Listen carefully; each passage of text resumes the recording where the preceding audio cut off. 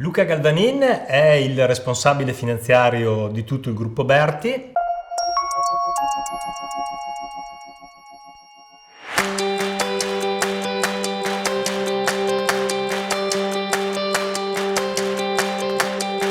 Berti Group è un gruppo di società che fanno capo a una famiglia, la famiglia Berti, i fratelli Dennis e Michele Berti.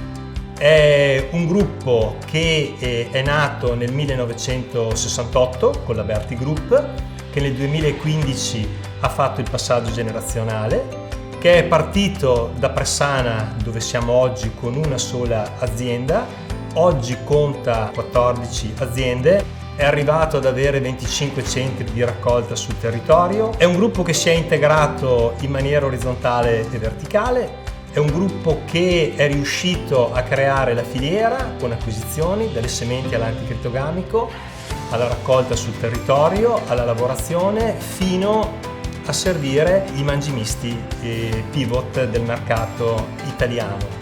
È un gruppo che ha sempre creduto nelle risorse umane, oggi conta quasi 250 dipendenti, riesce a valorizzare e vuole valorizzare il territorio. Noi siamo sempre a disposizione delle aziende agricole in qualsiasi fase, nella fase di consulenza iniziale, nella fase di raccolta, fino ai pagamenti, che sono sempre stati puntuali. È un gruppo che ha spinto tantissimo in innovazione, tutti gli impianti sono marchiati CE e li facciamo noi.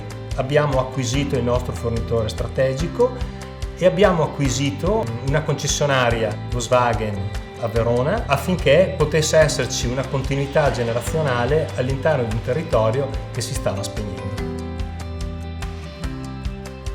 Mi sento assolutamente un capitano coraggioso perché noi entriamo in azienda presto e usciamo tardi, l'orologio non lo guardiamo mai e siamo sempre qui per risolvere i problemi.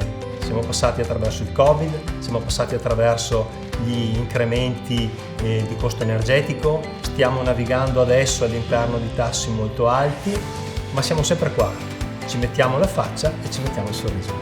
L'incontro con BCC di Roma è stato sicuramente un momento molto importante per tutto il territorio e anche per noi, perché è avvenuto in un contesto storico molto particolare. Non dimentichiamoci che qualche anno fa il Veneto ha visto morire due banche importanti, ha visto pesantissimi credit crunch e trovarsi con una banca con le spalle larghe che è stata capace di capire il territorio e aver avuto persone capaci di ascoltare ha fatto sicuramente la differenza.